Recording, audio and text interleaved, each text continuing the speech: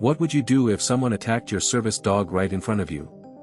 That's exactly what happened to me when a neighbor sprayed my service dog with a harsh chemical, and she didn't realize the consequences were about to land her in jail.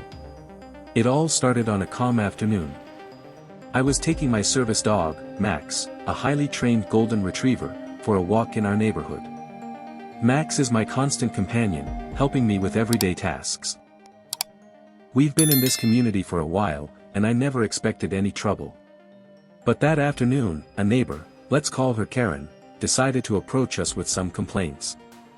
She started yelling about my dog being on her property, even though Max was doing his job by guiding me along the sidewalk. Her tone was aggressive, and it didn't take long for things to escalate.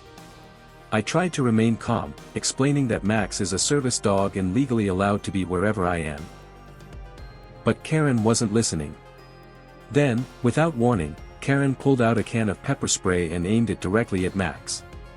She sprayed it directly into his face, and I saw the pain in his eyes immediately. It was like something out of a nightmare. Max, who had always been calm and composed, now yelping in distress. My heart sank. I rushed to grab him, but Karen wasn't finished. What she didn't know, though, was that spraying a service dog is a federal offense. It's protected under the Americans with Disabilities Act, which specifically makes it illegal to harm or interfere with a service animal. The moment she sprayed Max, she broke the law. I quickly dialed the police, explaining what had happened. Karen tried to run inside her house, but the authorities arrived quickly. As they arrested her, she seemed completely oblivious to the legal ramifications of what she'd just done. She even argued that she didn't know it was a federal crime, but the officers weren't having it. They informed her that harming a service animal carries serious penalties. It was a shocking turn of events.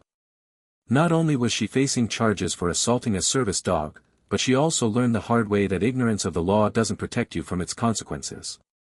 Karen may have thought she could get away with spraying my service dog, but in the end, justice was served. Max and I are doing fine now, but it's a reminder that some lines should never be crossed.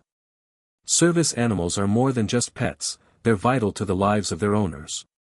And the law is on our side. This situation could have turned much worse, but the law stood firm.